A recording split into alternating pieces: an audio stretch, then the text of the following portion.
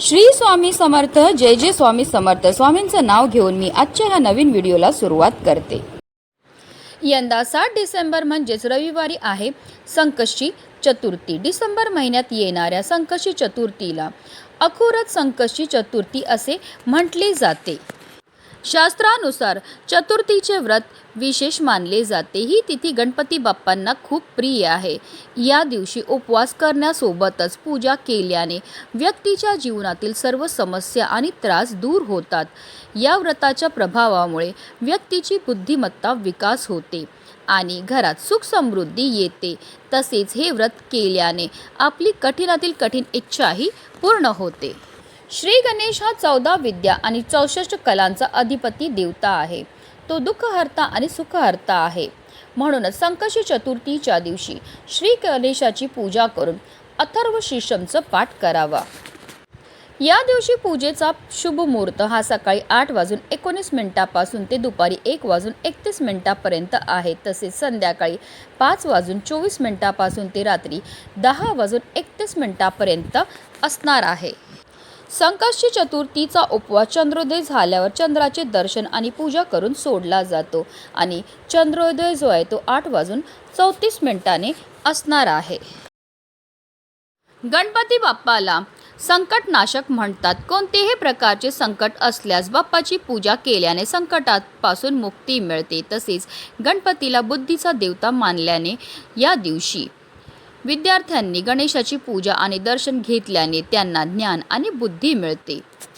धार्मिकदृष्ट्या हा दिवस अतिशय महत्त्वाचा असल्यामुळे या दिवशी काही प्रभावी उपायांनी सेवा देखील केल्या जातात. आणि म्हणूनच आज संकष्टी चतुर्थीच्या दिवशी तुम्ही काही नाही केलं तरीही चालेल, पण संध्याकाळी घरामध्ये कापूर सोबत जाळा. ही वस्तू जाळल्यामुळे आपल्या घरामध्ये असणारी जेवढी पण नकारात्मकता, इडापिडा, ग्रहदोष, वास्तुदोष, पितृदोष तर नष्ट होणारच आहे, पण आपलं 7 पिढ्यांचं दारिद्र्य नष्ट होऊन आपल्या घरामध्ये अखंड माता लक्ष्मीचं आगमन हे होणार आहे. तर ती कोणती वस्तू जाळायची आहे, कोणत्या वेळेत जाळायची आहे, त्याबद्दल सविस्तर आणि महत्त्वाची माहिती मी तुम्हाला या व्हिडिओमध्ये देणार आहे. तर व्हिडिओ पूर्ण पहा आणि जर तुम्ही माझ्या चॅनलवर नवीन असतील तर चॅनलला सबस्क्राईब करा आणि शेजारी बेल आयकन सुद्धा प्रेस करा, जेणेकरून तुम्हाला माझ्या नवनवीन व्हिडिओचे नोटिफिकेशन हे मिळत राहील.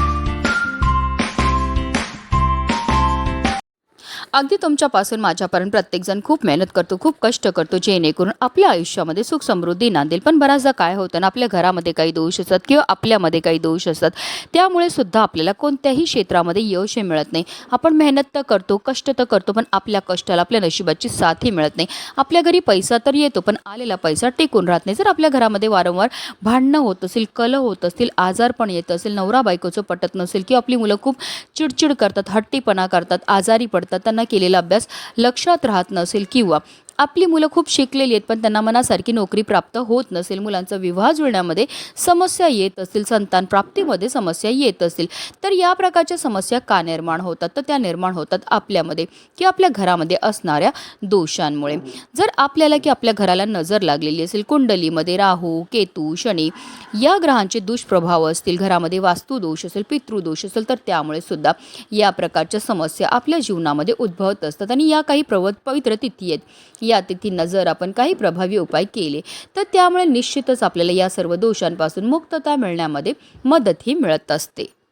आता हा उपाय आपल्याला कधी करायचा? तर हा उपाय आपल्याला आज संध्याकाळी 6 वाजल्यापासून 7:30ची जी वेळ असते ती माता लक्ष्मीची आगमनाची वेळ असते आणि त्यावेळेमध्ये जर आपण काही प्रभावी उपाय केले तर त्यामुळे माता लक्ष्मी ही आपल्यावर प्रसन्न होते आणि तिचं अखंड आगमन आपल्या घरामध्ये होत असतं. पण आता काही कारणास्तव जर तुम्हाला या वेळेमध्ये हा उपाय करणं शक्य नाही झालं तर अगदी रात्री 12 वाजेपर्यंत सुद्धा तुम्ही हा उपाय जो आहे तो करू शकतात. हा उपाय सुरू करायच्या अगोदर सर्वप्रथम आपल्याला देवघरामध्ये दिवा हा प्रज्वलित करून घ्यायचा आहे. कारण कोणतीही सेवा किंवा कोणताही उपाय जर आपण अग्नीच्या साक्षीने केला तर त्यामध्ये आपल्याला निश्चितच सफलताही प्राप्त होत असते. त्यानंतर आपल्याला विधिवत गणपती बाप्पांची पूजाही करून घ्यायची आणि त्यानंतर आपल्याला आपल्या घराचे सर्व दरवाजे आणि खिडक्यासुद्धा खोलून घ्यायच्यात. कारण आपल्या घरामध्ये असणारी जेवढी पण नकारात्मकता, इडापिडा, दोष आहेत, अलक्ष्मी आहे, तिला आपल्याला घरातनं बाहेर काढून टाकायचं आहे. हा संपूर्ण उपाय आपण देवघरासमोर बसून करणार आहे. तर आपल्याला एक मातीची पंतीही घ्यायची आहे, कारण मातीच्या पंतीमध्ये सकारात्मक अशा लहरी असतात. मातीची पंती ही पंचतत्वापासून बनलेली असते. त्या मातीच्या पंतीमध्ये आपल्याला एक सुक्या खोबऱ्याची वाटीही ठेवायची आहे. नारळामध्ये आपल्यामध्ये असणारी जेवढी पण नकारात्मकता आहे ती शोषून घेण्याची क्षमता असते. तसेच नारळ हे गणपती बाप्पांना अतिशय प्रिय आहे.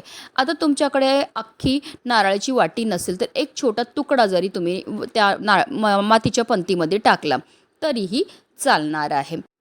तसेच आपल्याला 5 भीमसेनी कापूरच्या वड्यासुद्धा घ्यायच्यात. मी प्रत्येक उपायामध्ये नेहमी सांगत असते की आवर्जून आपल्याला भीमसेनी कापूरच वापरायचा आहे, कारण तो नैसर्गिकरित्या बनलेला असतो. त्याच्यामध्ये जे तत्व असतात ते आपल्यामध्ये आणि आपल्या घरामध्ये असणारी जेवढी पण नकारात्मकता, इडापिडा, ग्रहदोष, वास्तुदोष, पितृदोष दूर करण्याकरता अतिशय प्रभावी मानला जातो. तसेच आपल्याला 5 लवंगा आणि 3 हिरव्या वेलचीसुद्धा घ्यायच्या. ज्या लवंगा आणि हिरव्या वेलची आपण घेणार आहेत त्या व्यवस्थित पाहून घ्यायच्या. त्या अखंड असाव्या, कुठेही तुटलेल्या, फुटलेल्या किंवा खराब झालेल्या नसाव्या. ज्याप्रमाणे लवंग आणि हिरव्या वेलची आपल्या जीवनाची चव वाढवतात, त्याचप्रमाणे आपलं भाग्य उजळायचं कामसुद्धा करत असतात. तसेच लवंग आणि हिरव्या वेलची हा माता लक्ष्मीला सुद्धा अतिशय प्रिय आहेत. आणि जेव्हा पण आपण माता लक्ष्मीला प्रिय असणाऱ्या वस्तूंपासून काही उपाय किंवा सेवा करतो तर त्यामुळे माता लक्ष्मी ही आपल्यावर प्रसन्न होते आणि तिचं अखंड आगमन आपल्या घरामध्ये होत असतं. आता या लवंग आणि हिरव्या वेलची सुद्धा आपल्याला त्या मातीच्या पंतीमध्ये नेऊन टाकायचे आहेत. तसेच आपल्याला चिमूटभर काळे तीळसुद्धा घ्यायचे. तीळ हे गणपती बाप्पांना अतिशय प्रिय आहेत. तसेच काळे तीळ हे आपल्या पितरांना सुद्धा समर्पित आहेत. आणि जेव्हा पण आपण काळे तिळांपासून काही उपाय किंवा सेवा करतो तर त्यामुळे आपल्या जीवनामध्ये असणारा प्रखरातला प्रखर पितृदोष, ग्रहदोष, शत्रुपीडा, दारिद्र्य दूर होण्यामध्ये मदतही मिळत असते, कारण तिळांना दारिद्र्यनाशक असं सुद्धा म्हटलं जातं. आता हे काळे तीळ आपल्या उजव्या हातामध्ये घ्यायचे आणि आपल्या घरामध्ये जेवढे पण सदस्य असतील त्या प्रत्येक सदस्याच्या डोक्यापासून पायापर्यंत आपल्याला 7 वेळा हे काळे तीळ उतरवायचे आणि त्यानंतर हे काळे तीळसुद्धा आपल्याला त्या मातीच्या पंतीमध्ये नेऊन टाकायचे आहेत. आता देवघरामध्ये प्रज्वलित असलेल्या दिव्याच्या मदतीने आपल्याला या मातीच्या पंतीमध्ये असणारा जो कापूर आहे तो प्रज्वलित करून घ्यायचा आहे. कापूर प्रज्वलित झाला की त्यामध्ये आपल्याला थोडंसं तूपसुद्धा टाकायचं आहे. तूप देखील गणपती बाप्पांना अतिशय प्रिय आहे. तसेच माता लक्ष्मीला सुद्धा अतिशय प्रिय आहे.